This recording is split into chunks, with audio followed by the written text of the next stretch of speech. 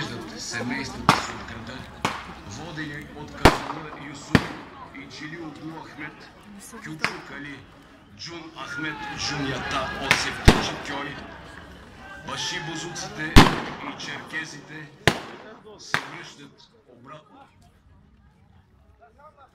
Рано сутринта жадните за плячка главорези идват от към Шумен, влизат през Канабаир и подпалват чершията и българските къщи около нея. След това подлагат на грабеж и сеч българите от Гранчарската махала.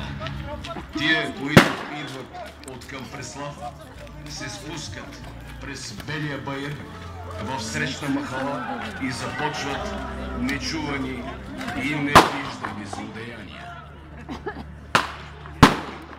Запалени са къщите на по-богатите българи в Ескиджо Мая, като Бърни Бончев, Иван Балачов, Панайот Станчев, Иван Праматаров, Михаил Ханев, Димитър Минев, братя Течеви, хановете на Пенчо Вампора и Йордан Ханчоглу.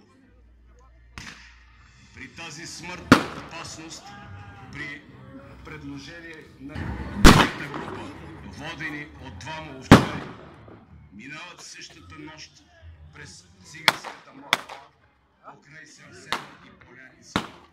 Прехвърлят планината през Крамица Боаз, затрупан от тълпок сняг, и на разсъмване доближават Осман Пазар.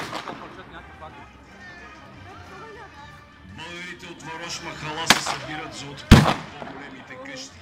В къщата на Хаджи Ангел се укриват около 200 човека. Други, около 400, се събират по Маньолу. Според Минка Петкова, тогава 9 годишна, в тяхната къща в Варош махала се събират много хора, които се преместват.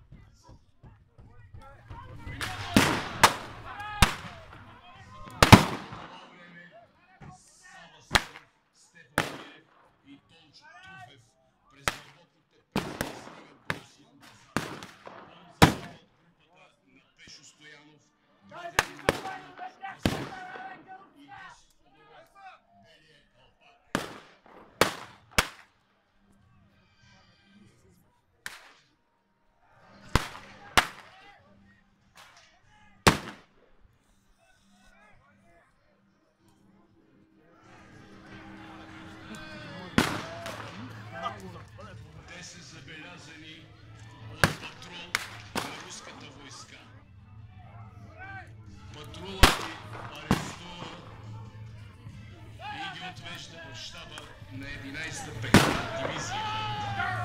Дневника на дивизията е от на 17 същия месец бегалци от Ескиджумая се явиха при генерал Арнолд, разказвайки за жестокостите, на които отхвърля нещастния град в течение на последните денонощи, тъй като след свършеното разузнаване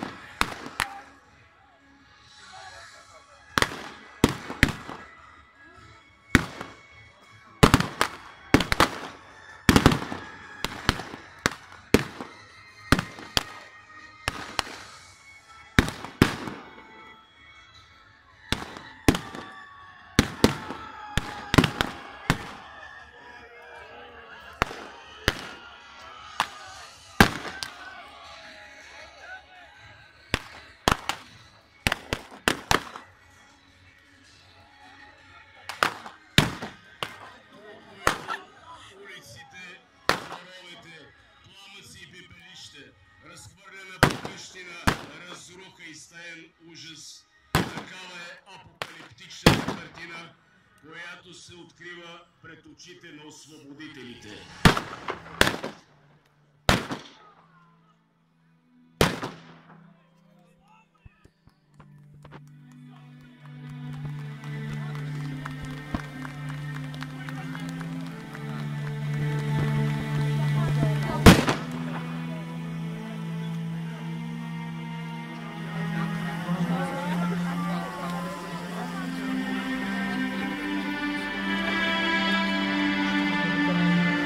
Пръв ги забелязва Жечо от близката парня махала.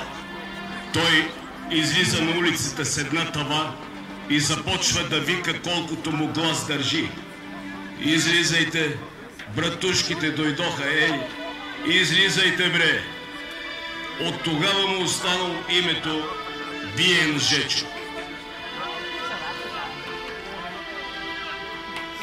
Чак тогава българите се престрашили да напуснат убежищата си и се спуснали да посрещат освободителите. Пръв сред тях бил поп Йордан от парня махала, по чиято брада още имало слама от сеновала, където се криел. Полковникът го изтупал, целунал му ръка и здраво го прегърнал. Просълзен, отецът едва успял да продума: добре дошли, братушки.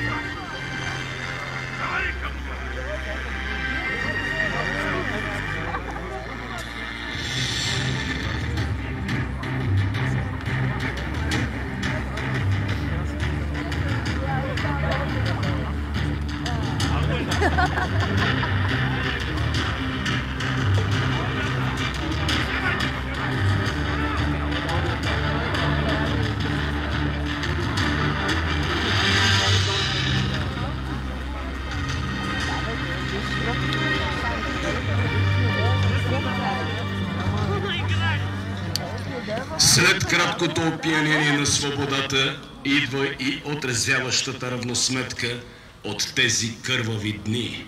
Още първия ден неделя са опожарени 10 къщи и 2 хана.